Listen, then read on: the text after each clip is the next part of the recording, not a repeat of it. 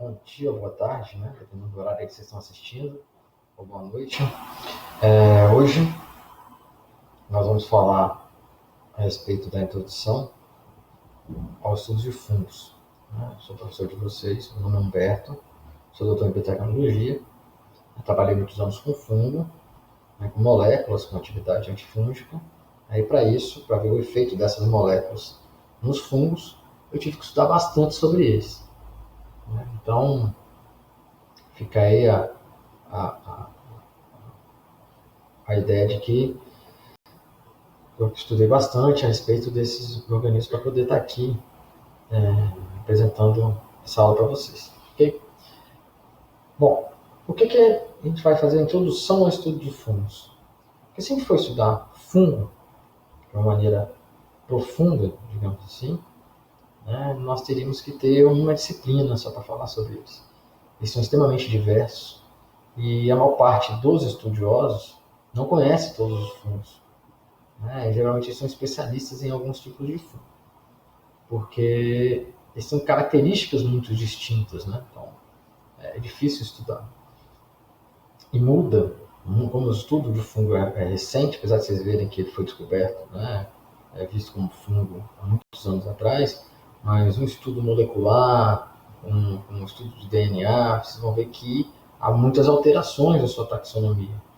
Então, há uma mudança muito constante nessa classificação desses organismos. Então, fica difícil a gente abordar tudo. Então, o que a gente faz no curso de medicina? A gente vai tentar abordar de uma maneira mais geral, para que vocês, posteriormente, nas disciplinas posteriores, vocês consigam identificar ou consigam entender sobre as estruturas que estão sendo faladas. Beleza? Vou tentar passar aqui. Pronto. Bom, a micologia, como vocês já devem saber, já devem ter estudado isso em outro momento, né? Ela vem do grego, a palavra vem do grego mix, quer dizer cogumelo, né? Mas logos, né, quer dizer estudo. Essa imagenzinha vermelha que vocês veem aí, no slide de vocês, é a capa de um livro chamado Introdução à Micologia. É o livro, um dos livros principais do estudo de micologia. Tá? O autor principal dele é o Alexopoulos. Né? Ele é um estudioso, conhece famoso no mundo inteiro por seus estudos. E nesse livro, a gente consegue observar, a gente vai conseguir ver tanto a parte de taxonomia, aí que nós temos aqui, põe a árvorezinha filogenética aqui, né? Onde hoje os estudos são muito voltados para a parte de filogenia. Por quê? Porque antigamente a gente via muito morfologia, né? Somente a morfologia é extremamente importante, mas você via muito isso. À medida que foi vindo a parte genética, né, você passou a ter o que se diz passou a ter outras características, né, para você poder comparar. E aí houve uma mudança, uma revolução na classificação desses micro-organismos. Aí nós temos também compostos, né? Fala de compostos que os micro-organismos produzem, aqui a gente tem uma imagem de uma proteína.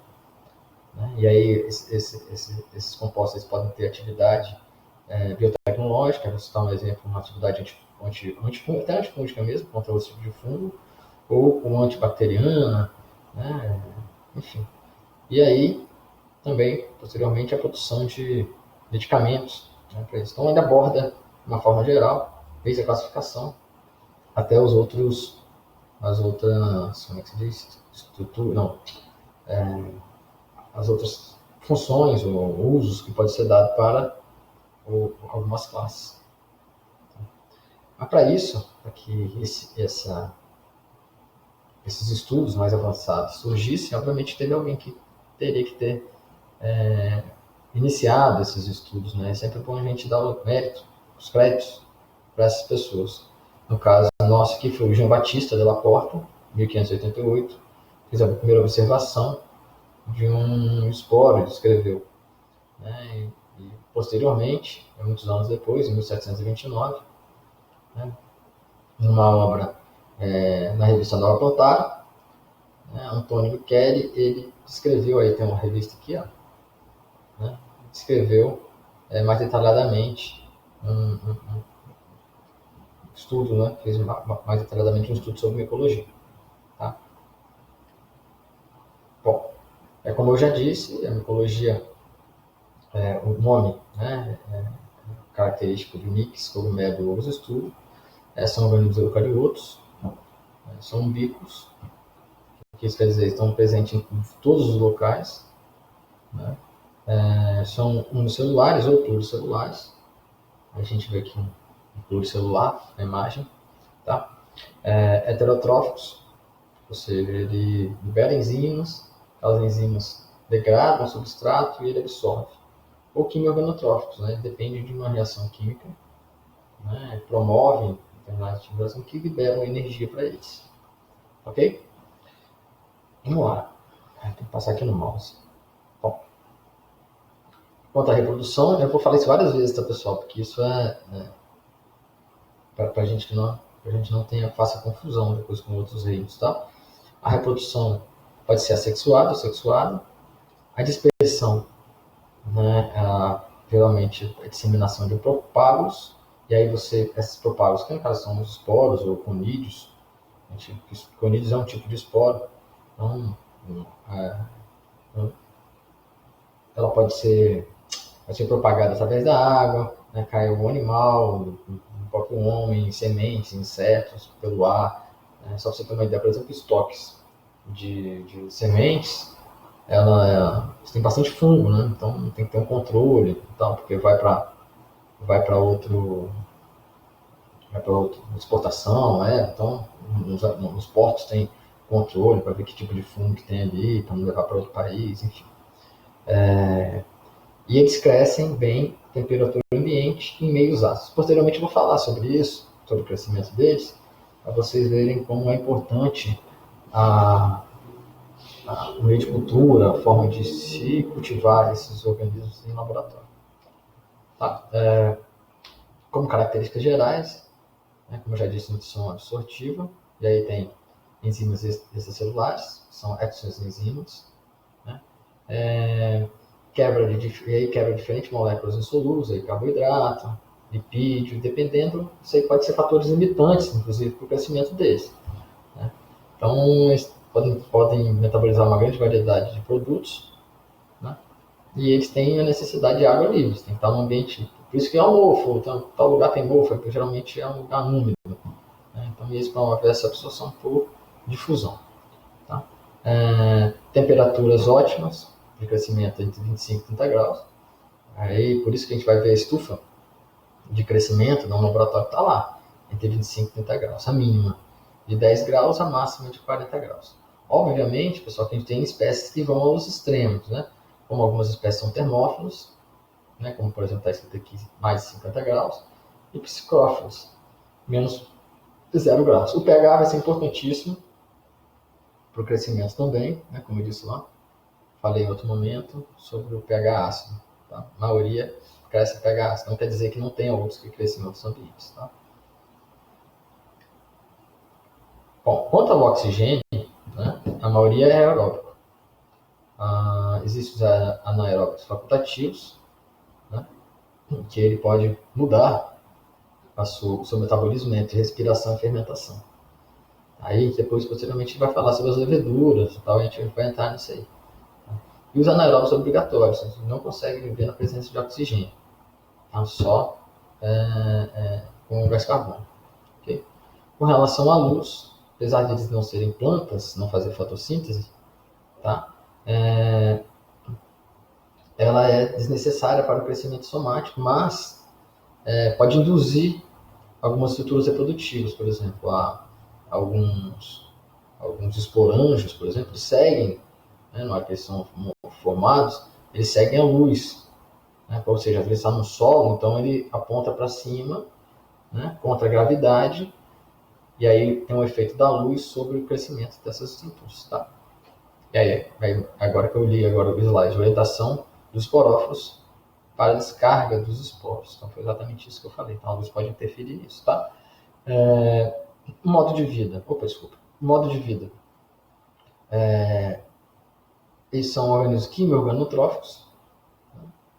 E eles podem ser saprófitos, parasitas, simbiontes e... Opa, volta. Ficou aqui na frente. Um minutinho, tem aqui.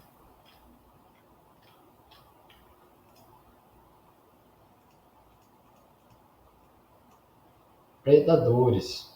É menos comum, né? A gente pensar em organismos predadores. Por quê? Porque... Opa, estou na aula errada. Essa aqui. Desculpa. Por quê? Porque a gente pensa em predador um animal que vai comer o outro, alguma coisa nesse sentido. Mas ele, quando ele mata uma semente, é um organismo inteiro aquilo ali. Então pode ser um predador. Entendeu? Entenderam?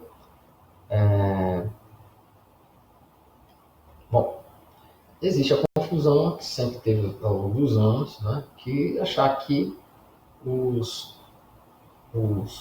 fungos eles têm semelhança com as plantas. Né? Então eu botei aqui um quadrozinho com as características que são deles, que diferenciam eles das plantas e dos animais, né? ou que sejam semelhantes. Né? Então, no caso das plantas, eles não sintetizam clorofila, não tem celulose, não armazenam amido. Com relação aos animais, a semelhança com os animais, ele tem presença de quitina e armazenam glicogênio. Então, a partir de 1969, né, com essas características, viram que eles eram distintos das plantas e se criou o reino fúngico. Tá? Aí, também, por ser micro-organismo, tem aquela, principalmente que a gente trabalha no laboratório, vai tentar diferenciar um fungo de uma bactéria, numa placa de Petri ou no microscópio. Então, a gente já tem algumas características aqui que já diferenciam. Por exemplo, tipo de célula. Aí a gente está careca de saber, mas sempre vão falar tipo de célula eucariótica de bactérias procarióticas. Membrana celular possui esteróides presentes e as bactérias são ausentes, tá? Com exceção dessa micoplasma aqui. Parede celular de fungo é glicana, bananas, quitina, sem peptidoglicano. Vocês vão ver na aula de bactéria, vocês viram na aula de bactéria anteriormente, né, no primeiro ano, que as bactérias são ricas em peptidoglicano. Tá? Esporos. Possuem esporos reprodutivos sexuais e assexuais. Né? E as bactérias, no caso, possuem endosporos, que não são para reprodução. Né? E alguns esporos assexuais reprodutivos. E o metabolismo limitado a ser heterotrófico. Tá? Enquanto que as bactérias ainda podem ser autotróficas. Okay? Sendo que aí tem, eu já falei para vocês, né, no caso dos fungos, pode ser aeróbico, anaeróbico e facultativo. Já as bactérias pode ser autotrófica, heterotrófica, fototrófica. Aí tem dentro desse aeróbico, anaeróbico, facultativo e anaeróbico. Tá? Com relação à sua estrutura somática, né, essa palavra quer dizer soma, quer dizer fase, né, vegetativa. Então, é a hora que ela está crescendo, o fungo está crescendo. E aí tem duas estruturas que a gente tem que saber, que ajuda a gente a identificar um fungo filamentoso, que são suas hifas, que são filamentos tubulares, igual tem aqui na imagem aqui, ó, abaixo, tá? E tem o micélio, né, que seria o conjunto de hifas, que é essa estrutura aqui e essa estrutura aqui logo acima, tá ok? Então, no caso das hifas, elas podem ser ramificada, ela tem um crescimento apical, depois a gente vai falar desse crescimento apical que é bastante interessante, né? E inclusive serve de vários estudos, né? Se utilizam de fungo para poder explicar o que ocorre nas nossas células. Isso que é bastante interessante. Vai ser explorado, a gente vai explorar isso depois nos outros slides, tá? No caso das hifas, né, ela tem algumas características. Ela pode ser septadas, né, ou hifa desprovida de septo. No caso, seria um micélio cenocítico. Recentemente, alguns anos para cá, né, menos de 10 anos, viu-se que até as hifas septadas, que antes acreditava que os septos eles não permitiam a passagem de líquido, né? Seria só com um tipo de transporte específico. Agora sabe-se que tem poros entre as hifas, né? entre as células, né? Os septos, e aí nesses poros o citoplasma pode circular mais livremente. Isso vai ser bastante importante, por exemplo, para o crescimento do crescimento apical do fungo. Vocês verão mais adiante. Que é no caso aqui, ó, o modelo, né, Spitzenkoppe, que é o quê?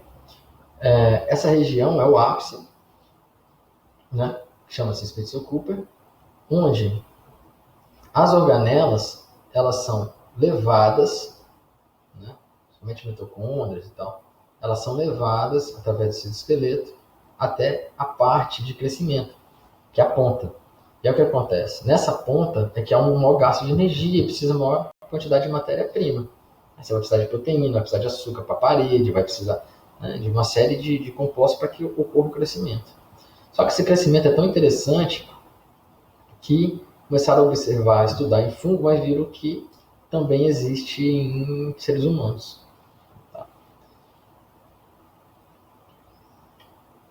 E aí nós temos o que eu queria falar para vocês, agora há pouco. Tá escrito aqui um pouco errado por conta da desconfiguração, né, na hora que vai gravar. Desconfigurou um pouco. Mas são motores moleculares, que são essas estruturinhas aqui. Espero que eu estou apontando com o mouse, espero que apareça para vocês. Então aqui tem essas estruturas aqui, né, e ela carrega vesículas enormes, né, por cima do... Opa, desculpa, voltar.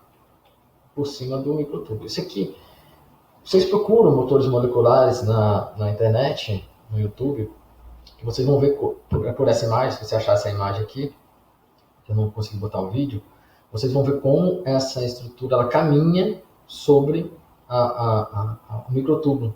E cada passo que essa estrutura dá, e parece realmente que ela está andando, caminhando, é uma proteína, né? Essa aqui que eu estou falando, que está segurando a vesícula aqui, é uma proteína, ela vai se ligando e com gás de ATP, cada ATP que ela gasta, ela dá um passo. E aí nós temos esse transporte de vesícula. E isso é uma descoberta muito interessante, muito importante para o estudo da célula, todas as células de uma maneira geral. Os fungos possuem parede celular, né? Como a gente já disse, e a parede celular serve de proteção, reconhecimento. Esse reconhecimento aí tem processo sexual, simbiose, né? Quando ela se liga a encontra algum outro composto, ou alguma outra estrutura com a qual ela precisa estar em contato. Então ela tem ali, na sua parede pode ter receptores, enfim. Aqui eu coloquei, por exemplo, um exemplo dessas imagens aqui, cortou um pouquinho, mas dá pelo menos para ver essas duas aqui, né, onde nós podemos ver a parede celular. CW aqui é uma parede celular, onde eu fiz um teste, onde eu tratei um fungo nesse caso aqui era uma levedura, né? Era a Candida albicans. Não, desculpa, essa aqui era Saccharomyces cerevisiae. E aí eu consegui marcar essas proteínas com ouro, né? E tratei esse micro-organismo com essas proteínas. E queria saber se essa proteína de alguma forma iria para dentro da célula, né, e causaria algum dano. Bom, o que nós podemos ver aqui, por exemplo, aqui nós temos um vacúolo, aqui tem um pontinho, tá vendo? É uma proteína aqui. Isso aqui é uma mitocôndria. Tá?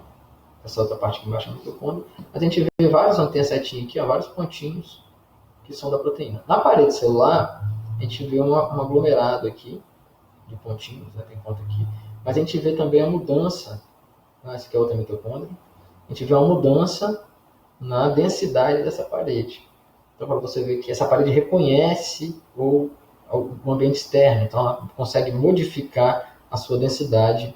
Eu falo densidade porque é o que o microscópio permite que a gente veja, só a densidade, né? Mas pode mudar até a composição. No caso, eu não sei se foi isso que aconteceu, porque eu não fiz mais testes. Mas, enfim, o fungo Nesse caso, essas proteínas foram eficazes em matar o fungo, ok? Então, nós temos aqui, essa parede pode ter microfibrilas, localizada na parte interna, embebida por matriz amorfa. E aí nós temos beta-glucanos, quitina, né, alfa-glucanos e glicoproteínas. Tá?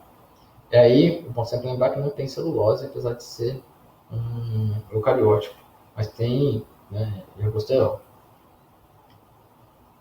Tá? Então, continuando a classificação de fungos, né, como eu disse, classificar esses fungos não é uma coisa muito fácil. Só de falar ali, só da parede, vocês viram já quantas nuances, quantas diferenças pode ter uma parede. Então, ou você também pode olhar o microscópio e ver uma parede de um jeito, e depois pega o mesmo organismo da mesma espécie, mas é porque ele estava num ambiente com mais água ou menos água e tal, a parede vai ser totalmente diferente. Então é difícil você classificar apenas visualmente, apenas pela morfologia. Bom, um grupo tem cerca de 600 milhões de anos, né? E a parte que veio da genética, né, dos últimos anos, os estudos de genética, fez com que complicasse ainda mais, né? Porque viu-se que muitos organismos estavam em grupos diferentes, enfim. Quanto à diversidade, 1,5 milhão de espécies, podendo aumentar bastante. E cerca de 100 mil espécies descritas apenas, né? Menos de 7%, é o que eu estou falando. Se a gente acha que existe uma diversidade de fungo grande, né? Imagina em Roraima, onde não existe quase estudo sobre fungo, e a gente tem um ambiente tão diverso, né? Climas diversos, dentro do mesmo estado. Então, é difícil. Então, calcula-se que o número de fungos seja igual ao das plantas. Eu, particularmente, acredito que seja muito maior, mas esse aqui é o que está nos livros. Tá ok? Então, como é que a gente faz a classificação desses fungos? Então, chegou você fez uma raspagem de um fungo novo, algo diferente que você viu, você como médico, viu como dermatologista, né, ou até clínico geral, está atendendo lá não sei aonde, viu que tem uma micose, um fungo diferente no meio da população, alguma coisa nesse sentido. E vocês têm que descobrir o que é antes de tratar. Né? Ou tratar, mas aí procurando saber o que é. Então, a primeira coisa que você vai ver são as características morfológicas, né, de suas células. Você tem que ver do que se trata. Pelas características morfológicas, você já vê que é fungo. Aí, se você quiser realmente identificar, tem as características de esporos, se eles são sexuais. Vão ver o corpo de frutificação, se eles são presentes durante esses estágios do ciclo de vida. O corpo de frutificação, os fungos eles só vão produzir corpo de frutificação em ambiente perfeito para que aquilo ocorra. Se você leva para dentro do laboratório, ele não promove esse corpo não desenvolve esse corpo de frutificação. Então, outra coisa também, por exemplo, aqui na figura ao lado, aí botei aqui note diferença morfológica, né? A gente pode ver que há diferenças grandes, aqui tem duas espécies diferentes, né? Aí, se eu não me engano, esse aqui é um penicílio, esse de cima e o de baixo é um aspergillus. São dois gêneros diferentes e de olhar você vê que tem algumas, já tem diferença entre os dois. E existe um outro tipo de classificação, né, de outro tipo de fungo, são os quitridiomicetos, né, esses quitridiomicetos são prováveis ancestrais dos fungos, né? Então foram classificados, esses fungos foram classificados em quitridiomicetos, porque não se sabe direito o que é, então a gente vai e coloca ele como quitridiomiceto. Então tem cerca de 790 espécies, vive em meio aquático, e em solos úmidos, próximo à represa, rio, lago, vive da absorção da matéria orgânica, se decompõe, e alguns até são parasitas, né, de outros organismos, de alga, de protozoário, de fungo, plantas e animais. E tem alguns fitopatógenos que são muito prejudiciais ao milho. Ok? Então, pessoal, só para lembrar, esses aqui são classificados como, os fungos são classificados como filos, né? A gente está falando dos quitridiomicetos, mas aí temos outros, como o zingomyceto, que possui cerca de 1.000 espécies, são decompositores ou parasitas de animais. Tá? Um exemplo, por exemplo, é o Rhizopus stolonifer, que no caso é um bolor que cresce em frutas, pães, a gente conhecido. Aqui a gente tem a foto aqui embaixo, né, morango com bolor, tá? Daquela penuginha branca, parece um algodão. E eles possuem esporangios, ok?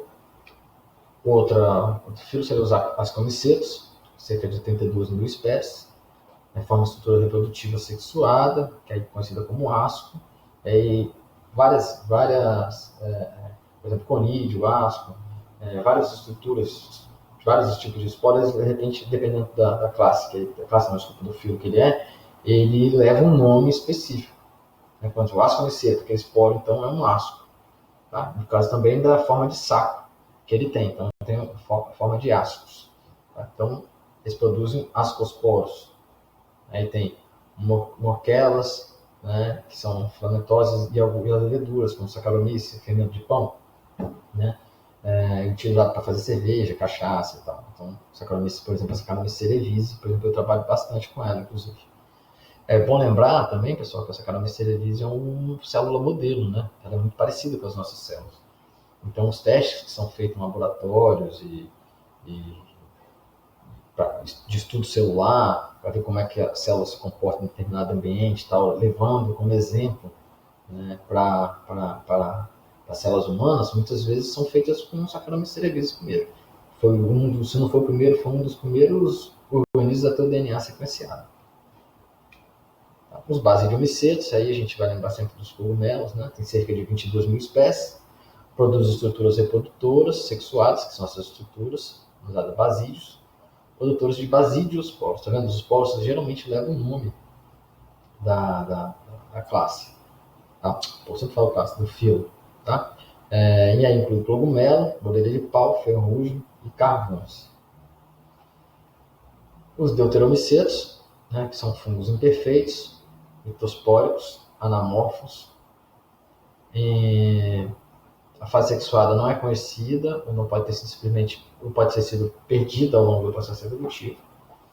E reproduz assexuadamente, por meio de conidiospores, tá?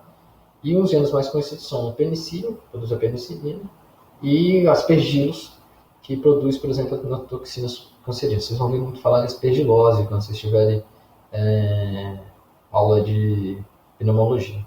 Tá? O interessante, por exemplo, desse deuteromicetos, é que é muito difícil, né, muitos deles são difíceis de você encontrar uma fase sexuada. Por exemplo, a fase sexuada não é conhecida. Por quê? Porque se você leva para o laboratório, tenta reproduzir, e as condições ambientais, você não consegue, porque eles são muito, como é que se diz, rigorosos com relação ao nicho, ao ambiente dele. Então é difícil reconhecer. Outra.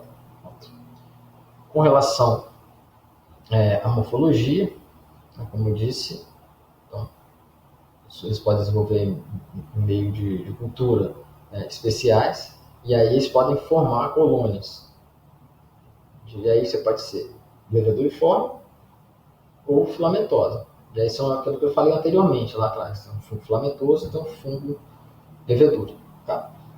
As colônias leveduriformes são pastosas, né? Lembra a colônia de bactéria até, cremosa, formadas por organismos unicelulares, a gente sabe. Quando a gente tiver aula, vocês já tiveram aula, né? Vocês já estão no segundo ano, a gente pega a placa de Petri, vocês viram, né? A formaçãozinha daquelas bolinhas, né? Que são colônias. E elas partem, essas colônias, elas partem de uma célula, e a gente chama de unidade formadora de colônia, que é UFC. Okay? E já as colônias filamentosas, elas podem ser com formato de algodão, tá? Formato, desculpa, não, textura de algodão, aparece ela chega a ser aveludada, né? Então, são formadas por organismos pluricelulares, fungos pluricelulares, tá? Bom, no caso das leveduras, como eu disse, unicelulares, são esféricas, ovais ou em forma de elipse, tá? Podem formar pseudoífos, eu vou mostrar aqui o desenho para vocês, ó. Uma célula, né, formando formando um broto. Isso aqui é um blastoconídeo, é um tipo de crescimento, tá? Crescimento vegetativo. Então a célula mãe forma um broto, a Saccharomyces cerevisiae faz isso. Forma um broto e nasce outra, nasce até feio, né? Mas cresce outra célula aqui. Ela pode formar pseudohifas. Né? O que é isso? Ela começa a crescer de forma alongada e parece uma hifa, mas não é. Então a gente chama de pseudohifa. Quem faz muito isso, inclusive como maneira de infecção, são as cândidas. Né? Essas cândidas fazem isso, formam pseudohifa. Então aqui nós temos células, estão vendo? E aí a formação de pseudohifa aqui, ó, a imagem abaixo, da micrografia aqui embaixo, tá? Então, a própria célula vai desempenhar essas funções vegetativas e reprodutivas, ok? No caso dos fungos filamentosos, bolores, como eu disse, eles são multicelulares, são constituídos por hifas, tem a hifa vegetativa e a hifa reprodutiva, tá? Essa hifa aqui, por exemplo, é uma hifa que vai dar um esporângio, né? Vai gerar depois o esporângio. Então, essa é uma hifa reprodutiva. Aqui o penicilino é a mesma coisa. Então, e aqui vários esporos e tal. Isso aqui é uma microscopia dicroísmo circular. Não, aqui, dicroísmo circular nada. Isso aqui é uma... Acho que fugiu o nome agora, se eu lembrar depois eu falo. Mas é tipo um contraste que a gente faz no microscópio, tá? Dicroísmo circular é outra coisa. Dicroísmo circular é para a gente ver uma proteína, se nós temos... quais são as estruturas que tem uma proteína. Se tem alfa-hélice, se tem folha beta, não tem nada a ver com isso, tá? Só cortando, expliquei, porque veio aqui na minha mente. Bom, os fungos então se reproduzem assexuada pode se reproduzir sexuada e assexuadamente, tá? Então, a reprodução assexuada divide-se apenas em fragmentação do micélio, aí chama de artroconídeos, tá? Por exemplo, fissão de células somáticas, brotamento e gemulação do blastoconídeo, que é aquilo que eu mostrei lá anteriormente, que uma célula-mãe dá origem a um broto e dá uma outra célula, e a produção de conídeos, né? Aquela hífala vai se dividindo, né, em vários septos e tal, e forma uns conídeozinhos, assim como acontece com o penicílio, tá? Como importância dos fungos, nós temos um exemplo, né? Controle biológico, aí nós temos esse Metarhizium anisopliae, que é um fungo que ele ataca insetos. A gente usa matar cupim, no controle biológico, em lavoura. Ele mata, ele entra dentro do inseto, entra na hemolinfa do inseto, depois ele começa a crescer dentro do inseto, o inseto meio que explode de fungo. Né? Como alimento nós temos os cogumelos, né? Aí tem vários tipos de preparo, né? Preparo de alimento, queijo, pão, cerveja, vinho, que a gente já conhece, pode ser parasita, aí tem micose, aí como parasita de planta, aí a gente tem o ferrugem do café, que dando um exemplo, né? E ele pode produzir muitos alimentos para a gente, proteína, vitamina, enzima, antibiótico, enfim. E na biodegradação, biodeterioração. Então, muitos fungos, por exemplo, são usados para biorremediação. Vai remediar um local que está contaminado e tal, a gente usa pode usar um fungo, bactéria também, que faz esse tipo de... Então, como eu disse, a importância deles, da decomposição, né, que é a atividade de maior importância global, e aí tem alguns fungos que conseguem, né, consumir celulose, e aí faz toda a parte de ciclagem de nutrientes, né, na floresta e tal. E a parte de celulose é importante por causa da produção de álcool segunda geração, né, porque a gente só utiliza para fazer álcool a sacarose. Né? Então, você pode utilizar, através de fungo, a quebra da celulose, que é um açúcar complexo, e utilizar os seus componentes, né, a de glicose, para poder fermentar e fazer álcool. Obviamente que é muito mais complexo, é um gasto de energia grande, isso é um estudo que tem sido desenvolvido. Tá? Então,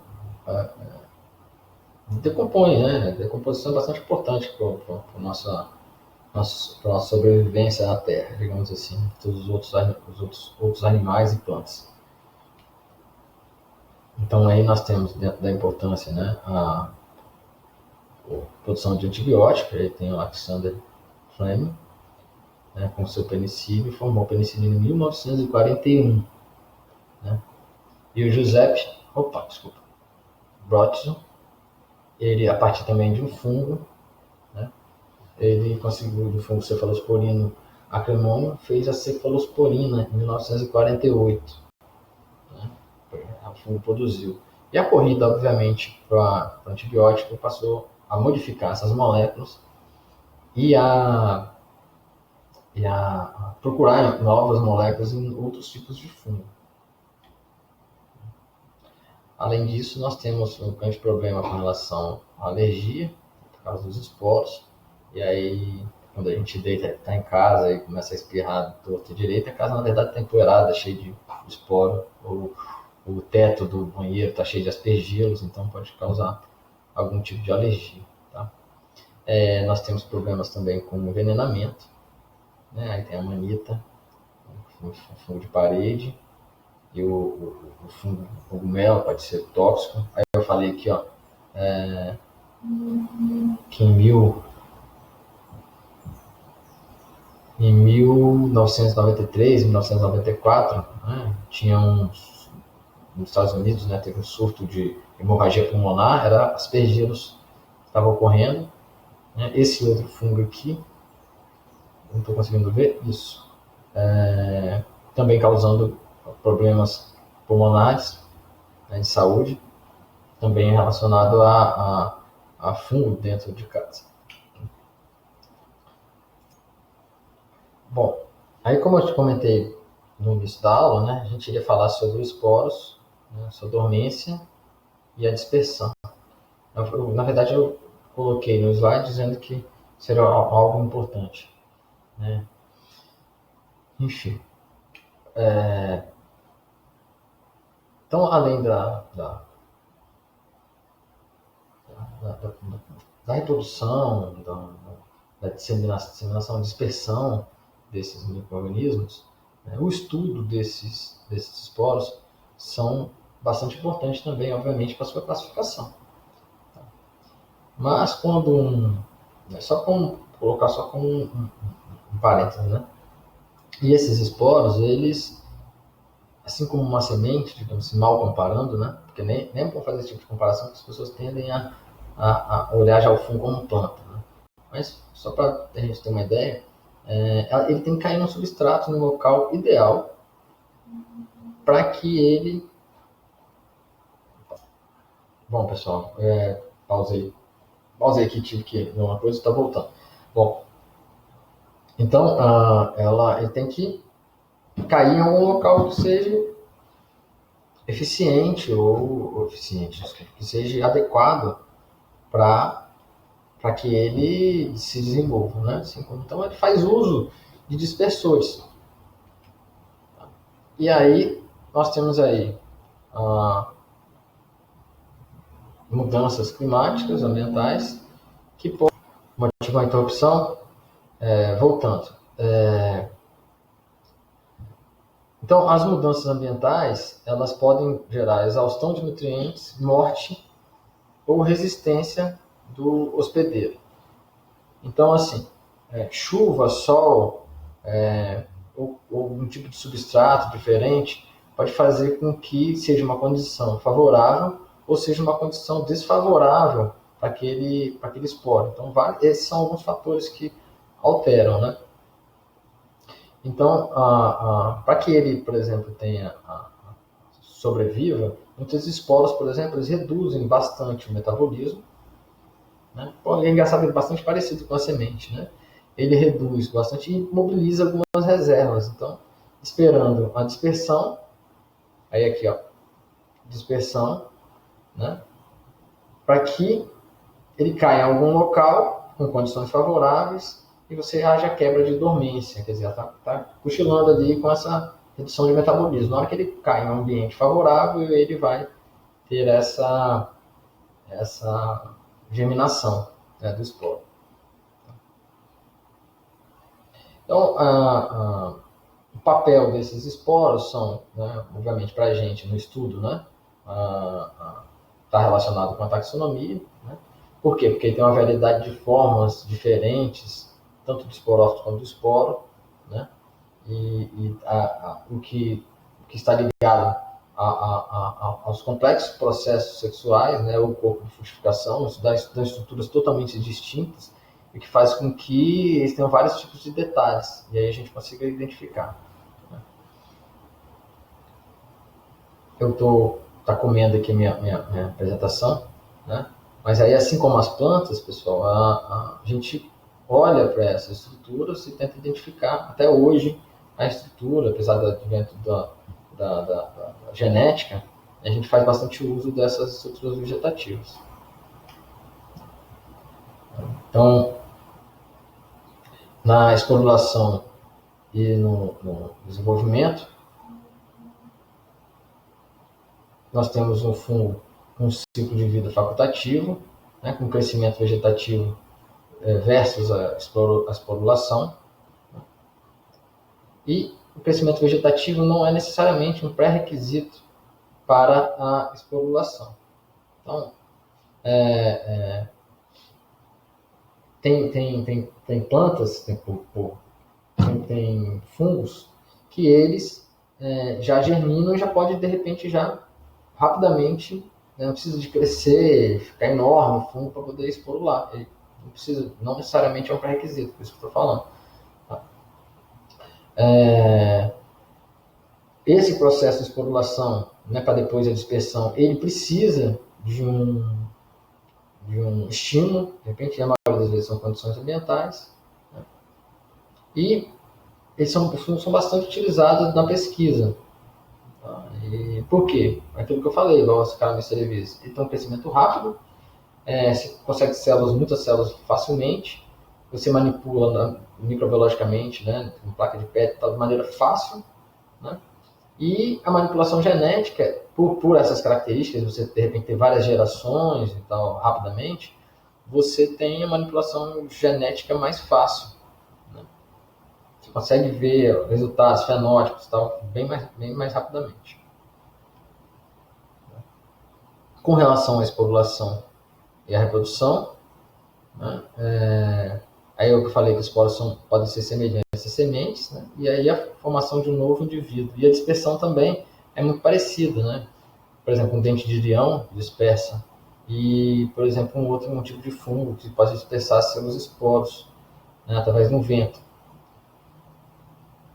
No caso aqui, que aparece quando chega a mouse próximo, aparece uma tarja e apaga para mim. Mas, enfim, através do esporângio, por exemplo, aqui. Tá? E o papel dos esporos na micologia e na vida dos organismos. Então, os esporos são importantes para a dispersão em um ambiente mais adequado, sobrevivência a condições favoráveis. Então, se você tem é como se fosse uma fruta, uma planta, né, que o animal pega, come, leva para outro canto e aquela semente cai num ambiente favorável. No caso do fungo, o esporo é semelhante, ele pode ser levado ou pelo animal, pode ser levado pelo vento, né, no caso da dispersão pneumocórica. Então, ele aguenta aquelas condições ambientais, né, e consegue ser dispersado para outro ambiente. Então, a importância do esporo é essa. O fungo pode se especializar no esporo reprodutor, no esporo por dispersão, né? O esporo sexual, desculpa. E aí nós temos o esporo de dispersão. Ele pode ter estrutura, tamanho, número diferente, pode ser mais especialista, a gente chama de estrategista R, estrategista K. O estrategista R, ele aposta em quantidade, o K em qualidade, então tem menos esporos, mas são esporos mais protegidos e tal. Né? E tem os esporos de sobrevivência, que são geralmente esféricos, possuem uma parede celular mais grossa, né? São grandes, possuem uma retenção de nutrientes e é menor número. E para germinação você tem que ter o decaimento da dormência, que vem através de estímulos, né, que pode ser físico ou químico. Bom, aqui a imagem não ficou muito boa, por causa da configuração, né, para o vídeo, mas que são para vocês verem os diversos tipos de esporo, né, e esporângios que nós temos. Vocês podem procurar, por exemplo, procurar na internet, em algum local, vocês vão ver que tem, aqui não dá nem para ler direito, eu consigo ver conídeo, ascosporos, enfim, tem alguns aqui que não dá nem para ver direito, né? Então, mas vocês, ó, zoosporângios, vocês vendo, né, vocês podem procurar nos livros que vocês vão encontrar esse tipo de classificação. Livro comum, aí você pode pegar, por exemplo, vocês podem usar o microbiologia tortora, vai ter, né, diferentes tipos de esporos. Qualquer livro de microbiologia vocês conseguem, tá? Eu não vou falar do laxosporos porque vocês não vão achar eles na biblioteca. Tá? Talvez vocês encontrem na internet, mas eu acho difícil. Então, como é que ocorre então essa esporulação e a maturação do esporófito? Então, em meio de cultura, né, a gente pode olhar para o fungo e dizer e mostrar, né, basicamente quais são essas estruturas, né, no crescimento de placa de Petri. Então, assim, nós temos essa zona branca, né, que seria a zona de extensão, onde ele cresce, lembra que a hifa cresce pelas pontas? A zona de extensão.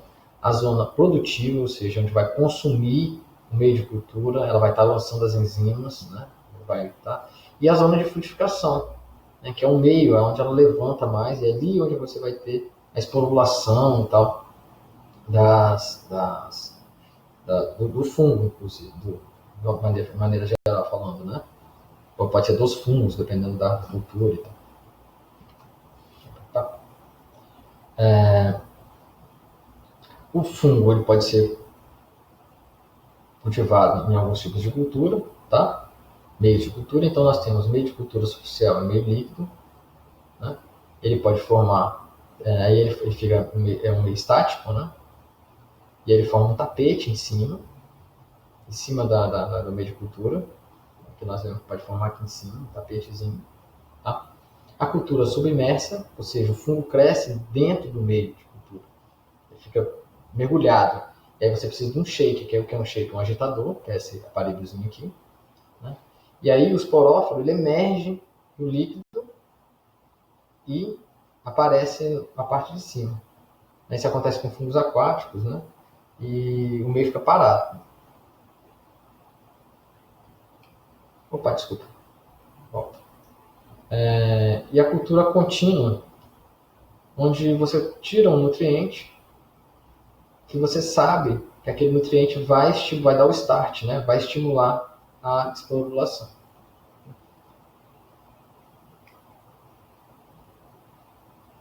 A esporulação ela pode ocorrer em substratos sólidos, né? Não, desculpa. Esse aqui são alguns tipos de esporulação em substratos sólidos, né? A esporulação microcíclica, que ela seria rápida, né? Então, você tem a germinação do esporo, né? Então a fase sexual seria omitida e caiu aqui. Então, pessoal, voltando aqui, eu pausei aqui, estou voltando. Aqui a figura ficou desconfigurou e ficou em cima do texto. Tá? Então, essa esporulação rápida, voltando aqui, esporulação rápida ou microcíclica, ela, em algumas situações, o esporo ele pode germinar e logo em seguida fazer uma nova esporulação. E a fase vegetativa, desculpa, eu falei reprodutiva, a fase vegetativa pode ser omitida, tá? E a esporulação secundária, né, a gente tem quando o ciclo de vida é completamente eliminado. Tá? Como se houvesse uma divisão entre um esporo, ele se divide, né, e origina rapidamente um outro esporo. Tá? Isso aí seria a esporulação secundária. É interessante lembrar que a depressão de nutrientes e da indução de esporulação. Então, alguns estímulos são capazes de induzir a esporulação. Então aí lembra que eu comentei agora há pouco no outro slide que você pode retirar um nutriente e ele esporular ao fungo, você induzir uma determinada fase do fungo, é exatamente isso que faz. Então ele espera, por exemplo, se ele estivesse no meio ambiente, é como se falta de algum nutriente naquele local que ele está, desse um start para ele, para o fungo, vai acontecer alguma coisa de errado aqui, como se fosse isso, e ele corresse para a fase reprodutiva. Isso também acontece com muitas plantas, tá, pessoal, também. Quando você retira um componente do solo, a planta logo percebe que ela tem que se reproduzir para poder gerar seus descendentes. Então isso aí acontece também com o fungo. Tá? A formação, os requerimentos nutricionais para que ocorra a esporulação variam de espécie para espécie, obviamente. Né? Isso aí ocorre, cada espécie vai ter uma necessidade diferente. Tá? A formação dos diferentes tipos de esporo também se relacionam com a presença ou ausência de nutrientes. Tá? Óbvio,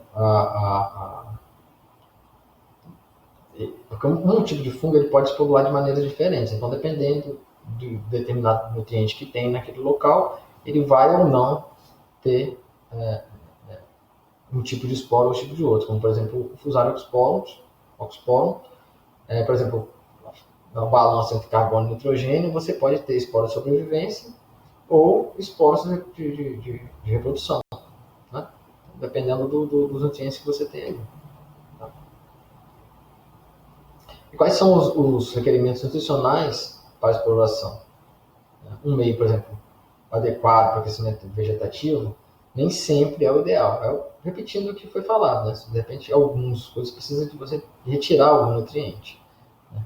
Os esporos apresentam estrutura e composição diferentes daquelas encontradas nas células vegetativas. Assim, apresentam diferentes vias metabólicas e necessitam de nutrientes não requeridos para o crescimento vegetativo. E obviamente, que esses nutrientes, como as necessidades do esporo é diferente, né, da necessidade do corpo vegetativo, você vai ter, no crescimento vegetativo, você vai ter, de repente, um start diferente com o crescimento vegetativo, com o esporo tal, com o esporo Y, né, você vai ter nuances aí. Isso é tão complexo, pessoal, que para você fazer um fungo esporular no meio de cultura, para você ter o ciclo, de repente, dele completo, de um fungo novo, que aí você vai descrever ele posteriormente, dizer que fungo é aquele, tal. As pessoas demoram anos para conseguir isso, né? Um cientista. O efeito da luz, como eu disse anteriormente, influencia bastante, né? Porque tem por exemplo, a produção de esporo, a intensidade da luz vai variar, o tipo de luz, no caso a luz ultravioleta. Então, como eu já disse em outro momento, ele pode influenciar bastante. Outros fatores que influenciam: oxigênio, umidade, temperatura, geotropismo, aerotropismo, deslocamento de enzimas dentro da hifa, dependendo se ela vai sofrer ou não influência da temperatura ou da gravidade, enfim. Então, isso é uma gama de variação enorme. Tá? E agora, já que a gente falou bastante sobre estrutura, deu um apanhado geral, né? Eu sei que pode ter ficado um pouco confuso agora os últimos slides, mas de uma maneira geral, a intenção é que vocês consigam saber, ou pelo menos orientar os estudos de vocês a partir desses slides, tá?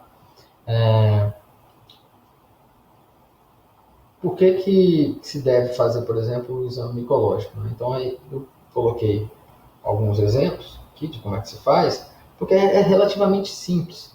E, às vezes, você tendo esse diagnóstico do fungo, você sabe, por exemplo, quais são os principais fungos que estão ocorrendo, os principais micoses que estão ocorrendo em determinada região, porque, na verdade, o tratamento é quase igual para todo mundo.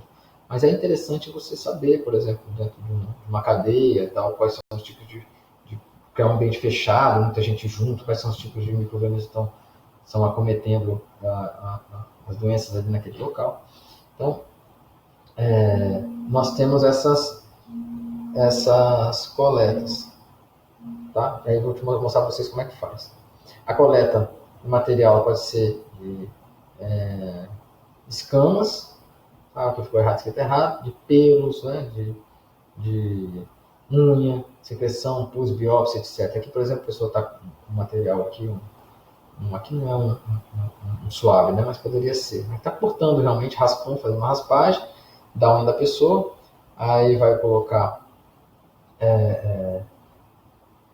hidróxido de potássio, né? E DMSO, que o DMSO é o dimetil sulfóxido, né? Que aí chama o calcofluor, que é o CFW, e aí você vai para clarear a amostra, né? Você vai olhar no microscópio e vai ver se você consegue enxergar hifas. Você viu hifas, você sabe que ali naquela unha, naquele local, você tem uma contaminação, não, uma infecção, um tipo de fungo que você vai ter que analisar depois. Tá? Aí, você sabe que tem fungo ali. Você vai ter vamos supor que você tem a necessidade de analisar, descobrir que fungo é aquele. Aí você tem que usar meios de cultura. Né? Meios de cultura seletivo. Tem fungo que vai ter um determinado tipo de exigência, como eu disse para vocês, outros não. Então, você sabendo que um fungo de unha, vamos supor, tricófito, ele dá em unha, né? Infecta o ser humano a partir das regiões como a unha. Né? Então, você já tem uma ideia da exigência nutricional. Né? Então, sabendo da exigência nutricional, você utiliza o meio de cultura que você já estudou e sabe qual é que vai funcionar, vai colocar que o fungo vai crescer. Se for ele mesmo que cresceu, parabéns, você conseguiu identificar o seu fungo. Bom, eu nunca fui tão interrompido para dar uma aula, mas enfim, tive que parar aqui de novo, estou retornando, tá, pessoal?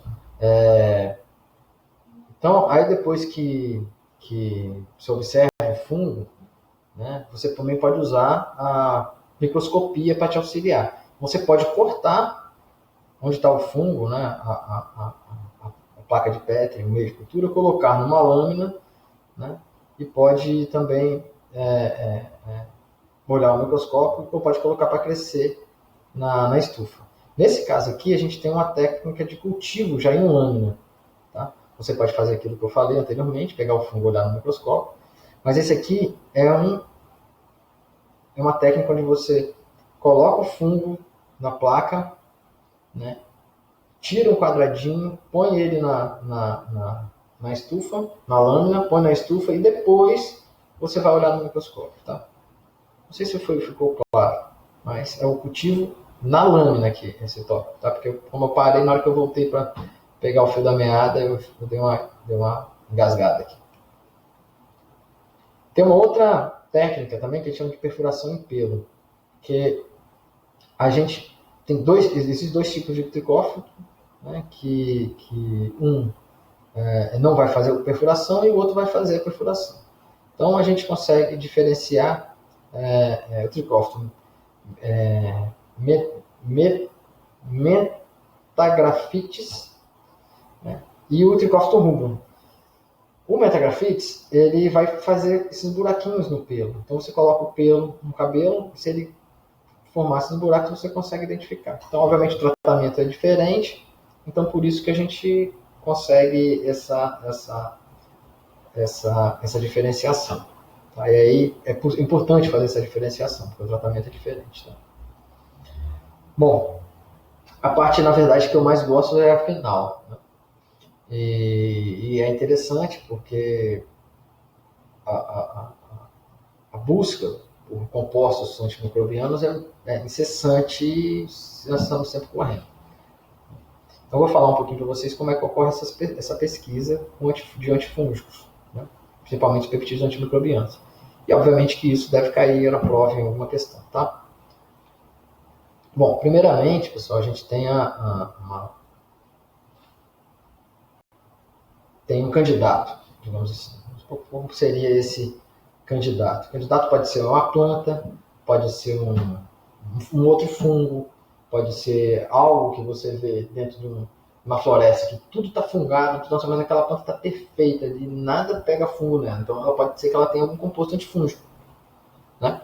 Então a gente retira aquilo ali, macera de alguma forma, faz uma macerada daquilo ali, né? E a gente usa umas técnicas de cromatografia. Eu botei aqui, tá? O que a cromatografia vai fazer?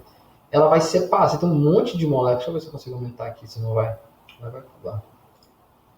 Vai pular, tem jeito. Bom, você vai pegar um monte de composto, vai jogar nessa coluna vai separar esses compostos. Aí tá vendo? Tem 5 tubos aqui. Ela vai separar esses compostos de acordo com o seu peso molecular ou de acordo com a sua capacidade de ligar na resina que está aqui dentro, esse branquinho aqui é resina. Aí essa resina pode ser de interação de carga, pode ser de interação hidrofóbica, e aí você vai separar aqueles compostos de acordo com a hidrofobicidade, de acordo com a carga, de acordo com uma característica específica.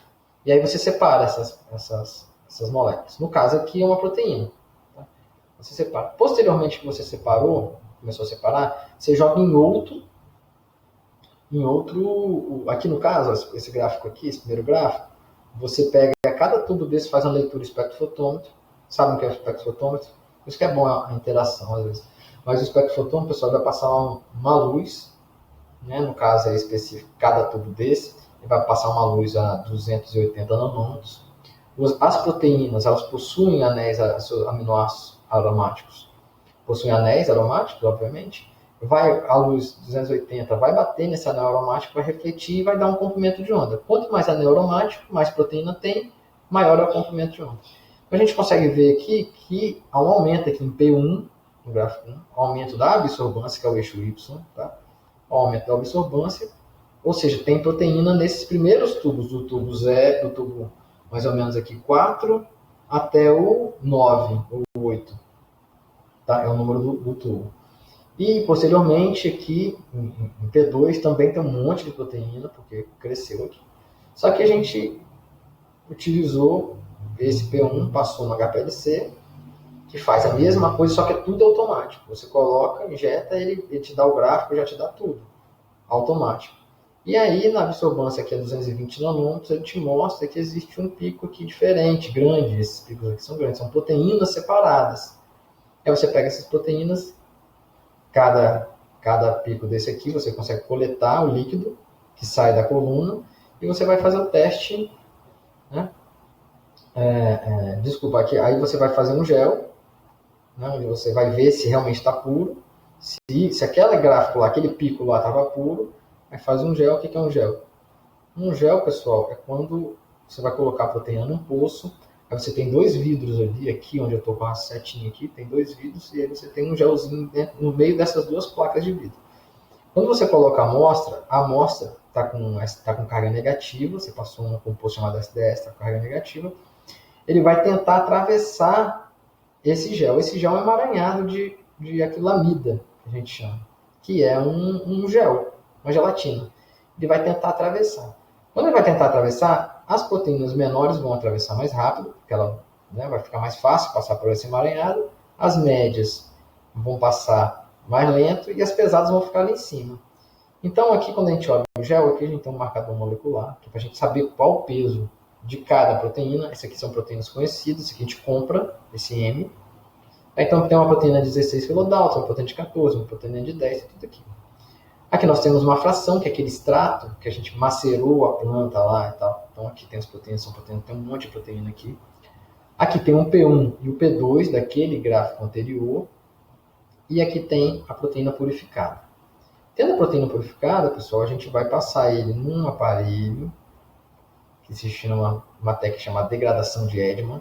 A gente vai separar todos os aminoácidos e vai ver a sequência 1, né? Quais são os aminoácidos que têm essa proteína. Então aqui nós temos a isoleucina, a cisteína e por aí vai.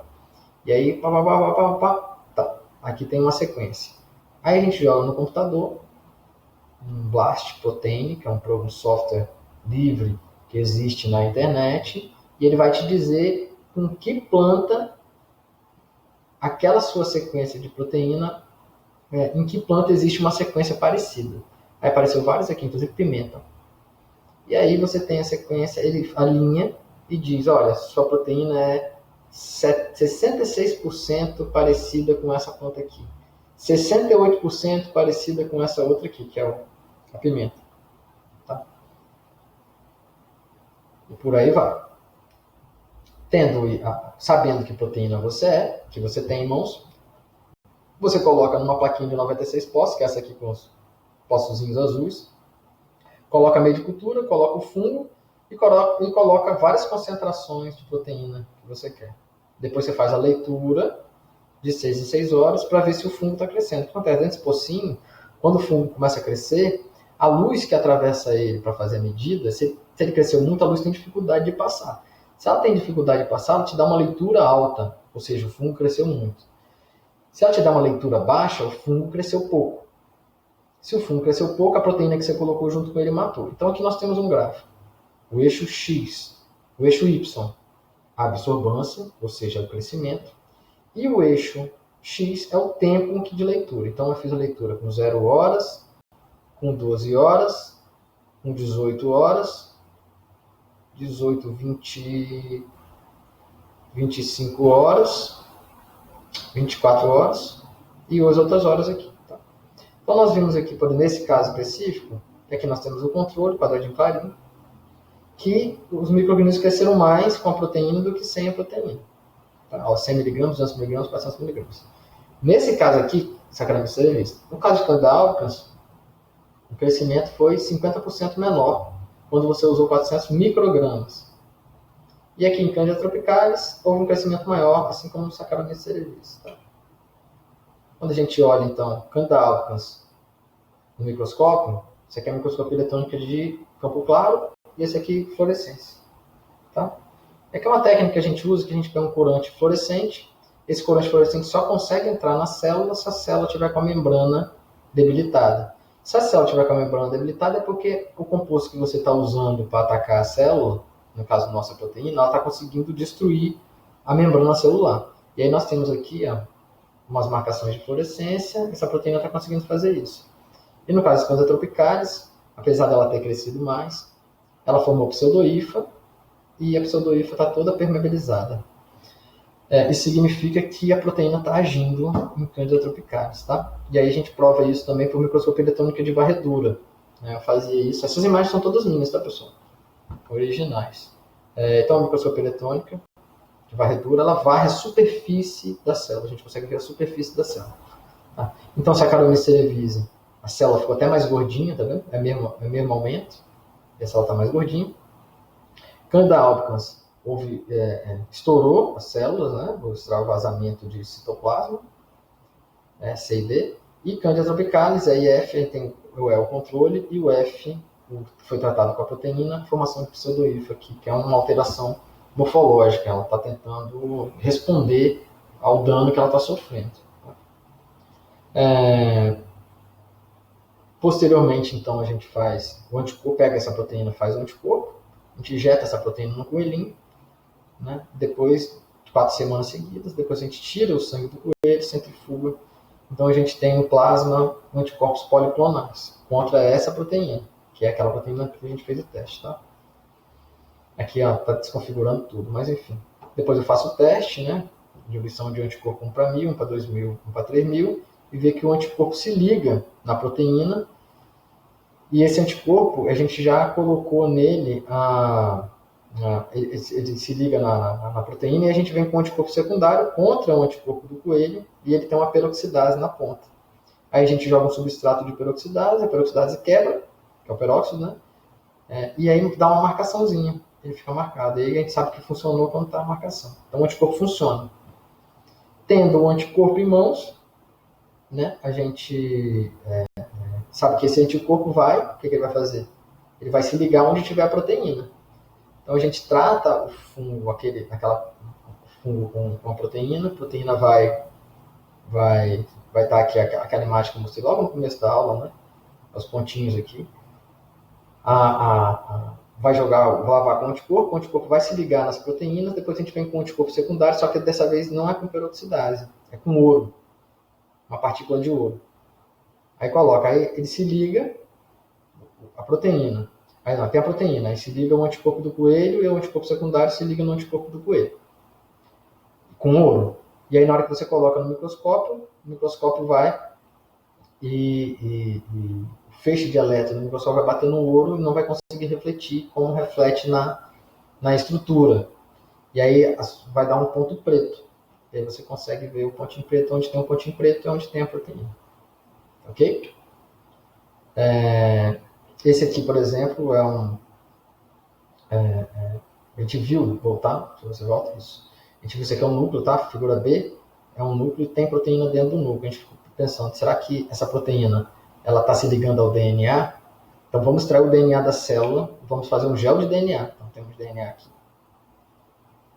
1, 2, aqui ó, DNA. A nossa proteína, ela está indo 3, 4 e 5. E ela conseguiu correr, o DNA conseguiu correr. Porque se a proteína liga no DNA, o DNA não vai conseguir correr, ele vai ficar no pulso, igual esse 2 aqui. E a gente tem uma lisoenzima que ela se liga ao DNA de uma forma tão grande que ela não deixa correr. Então a gente tem um controle positivo. Então a nossa proteína, se ela estivesse se ligando no DNA, ela teria que fazer a mesma coisa que a lisoenzima, ela não fez. Então ela não se liga no DNA. Ok? E aí esse trabalho, essas imagens deu resultado, um artigo muito importante, feito por mim, e ele é bastante citado, as pessoas falam muito nele, tá? Por isso que eu botei ele aqui para vocês, tá? Só para vocês saberem. E era basicamente isso, pessoal. Se vocês tiverem alguma dúvida, vocês podem entrar em contato comigo, tá? Eu estou à disposição. Pode ser por e-mail, humbertozotic@ufrr.br, tá? E aí vocês conseguem contato comigo. Tem alguns slides que, por não dar essa aula há muito tempo, a gente acaba fazendo na hora que chega o slide, você acaba perdendo, e aí as interrupções que eu tive, você acaba perdendo o que você tinha para falar.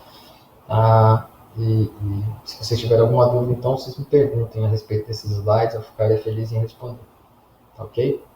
Obrigado aí para vocês e espero que vocês façam um bom proveito da aula. Um abraço.